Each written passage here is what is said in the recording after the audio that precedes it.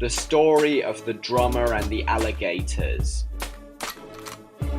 There was once a woman named Afyong Annie who lived at Nsidung, a small town to the south of Calabar. She was married to a chief of Hensham town called Etim Akeng. They had lived together for several years, but had no children. The chief was very anxious to have a child during his lifetime, and made sacrifices to his juju, but they had no effect.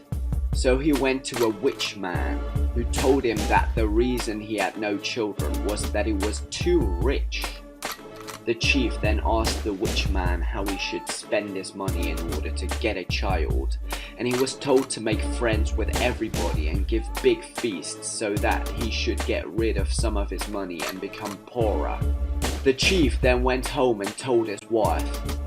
The next day his wife called all her company together and gave them a big dinner, which cost a lot of money.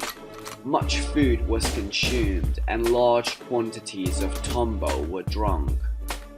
Then the chief entertained his company, which cost a lot more money. He also wasted a lot of money in the Egbo house. When half of his property was wasted, his wife told him that she had conceived. The chief, being very glad, called a big play for the next day. In those days, all the rich chiefs of the country belonged to the alligator company and used to meet in the water. The reason they belonged to the company was, first of all, to protect their canoes when they went trading, and secondly, to destroy the canoes and property of the people who did not belong to their company, and to take their money and kill their slaves. Chief Etim Akeng was a kind man and would not join the society, although he was repeatedly urged to do so. After a time, a son was born to the chief, and he called him Adet Atim. The chief then called the Egbo society together, and all the doors of the houses in the town were shut, the markets were stopped, and the women were not allowed to go outside their houses while the Egbo was playing. This was kept up for several days and cost the chief a lot of money. Then he made up his mind that he would divide his property and give his son half when he became old enough. Unfortunately, after 3 months, the chief died, leaving his sorrowing wife to look after their little child. The wife then went into mourning for 7 years for her husband, and after that time she became entitled to all his property as the late chief had no brothers. She looked after the little boy very carefully until he grew up, when he became a very fine, healthy young man and was much admired by all the pretty girls of the town.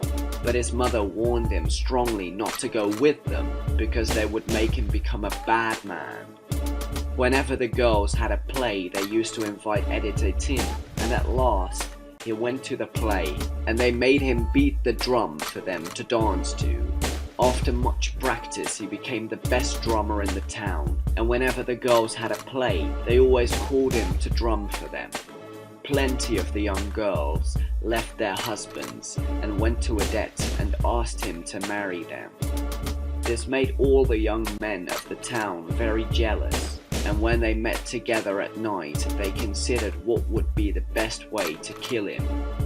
At last, they decided that when Adet went to bathe, they would induce the alligators to take him. So one night, when he was washing, one alligator seized him by the foot, and others came and seized him round the waist. He fought very hard, but at last they dragged him into the deep water and took him to their home. When his mother heard this, she determined to do her best to recover her son, so she kept quite quiet until the morning. When the young men saw that Adet's mother remained quiet and did not cry, they thought of the story of the hawk and the owl and determined to keep Adet alive for a few months. At cockcrow, the mother raised a cry and went to the grave of her dead husband in order to consult his spirit as to what she had better do to recover her lost son.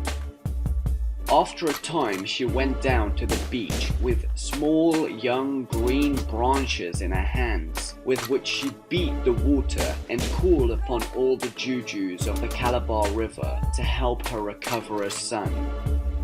She then went home and got a load of rods and took them to a juju man in the farm. His name was Ininan Okon. He was so called because he was very artful and had plenty of strong jujus. When the young boys heard that Edet's mother had gone to Ininan Okon, they all trembled with fear and wanted to return Edet, but they could not do so as it was against the rules of their society. The juju man, having discovered that Edet was still alive and was being detained in the alligators' house, told the mother to be patient. After 3 days, Ininan himself joined another alligators' society and went to inspect the young alligators' house. He found a young man whom he knew, left on guard when all the alligators had gone to feed at the ebb of the tide, and came back and told the mother to wait, as he would make a juju which would cause them all to depart in 7 days and leave no one in the house. He made his juju, and the young alligators said that as no one had come for Edet, they would all go at the ebb tide to feed, and leave no one in charge of the house. When they returned, they found Edet still there, and everything as they had left it, as Ininan had not gone that day. 3 days afterwards, they all went away again, and this time went a long way off and did not return quickly. When Ininan saw that the tide was going down, he changed himself into an alligator and swam to the young alligators' home, where he found Edet chained to a post. He then found an axe and cut the post, releasing the boy. But Edet, having been in the water so long, was deaf and dumb. He found several loincloths which had been left behind by the young alligators, so he gathered them together and took them away to show to the king, and Ininan left the place, taking Edet with him. He then called the mother to see her son, but when she came the boy could only look at her and could not speak. The mother embraced her boy, but he took no notice, as he did not seem capable of understanding anything, but sat down quietly. Then the juju man told Edet's mother that he would cure her son in a few days, so he made several jujus and gave her son medicine, and after a time the boy recovered his speech and became sensible again. Then Edet's mother put on a mourning cloth and pretended that her son was dead, and did not tell the people he had come back to her. When the young alligators returned, they found that Edet was gone, and that someone had taken their loincloths. They were therefore much afraid and made inquiries if Edet had been seen, but they could hear nothing about him, as he was hidden in a farm, and the mother continued to wear her mourning cloth in order to deceive them. Nothing happened for 6 months, and they had quite forgotten all about the matter.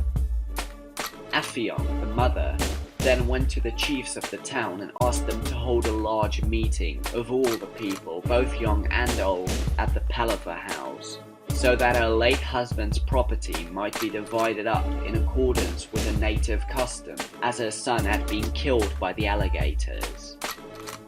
The next day the chiefs called all the people together, but the mother in the early morning took her son to a small room at the back of the palaver house and left him there with the 7 loincloths which the juju man had taken from the alligators' home. When the chiefs and all the people were seated, Affion stood up and addressed them, saying, "Chiefs and young men of my town, 8 years ago my husband was a fine young man. He married me and we lived together for many years without having any children. At last I had a son, but my husband died a few months afterwards. I brought my boy up carefully, but as he was a good drummer and dancer, the young men were jealous and had him caught by the alligators. Is there anyone present who can tell me what my son would have become if he had lived?" She then asked them what they thought of the alligator society, which had killed so many young men. The chiefs, who had lost a lot of slaves, told her that if she could produce evidence against any member of the society, they would destroy it at once. She then called upon a Nenan to appear with her son Edit. He came out from the room, leading Adet by the hand, and placed a bundle of loincloths before the chiefs. The young men were very much surprised when they saw Adet and wanted to leave the palaver house, but when they stood up to go, the chiefs told them to sit down at once or they would receive 300 lashes.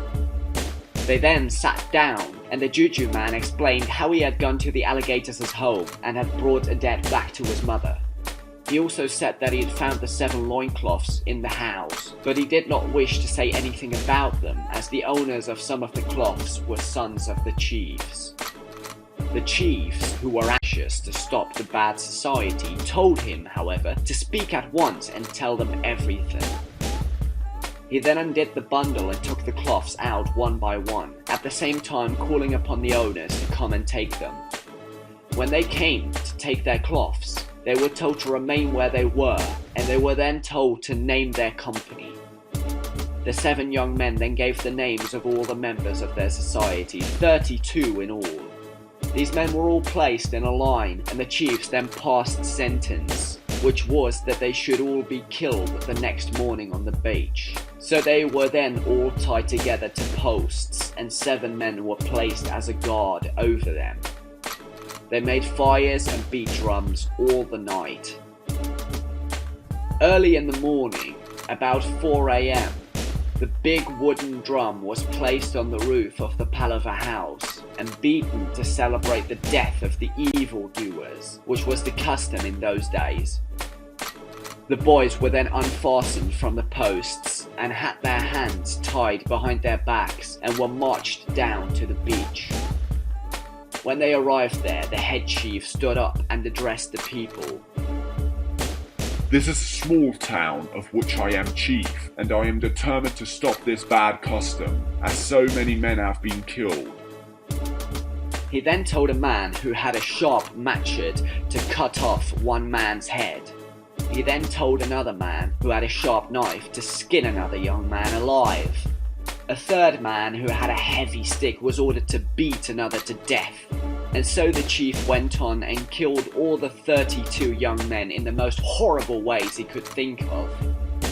Some of them were tied to posts in the river and left there until the tide came up and drowned them. Others were flogged to death. After they had all been killed, for many years no one was killed by alligators, but some little time afterwards on the road between the beach and the old town, the land fell in, making a very large and deep hole, which was said to be the home of the alligators, and the people have ever since tried to fill it up, but have never yet been able to do so. End of chapter number 38.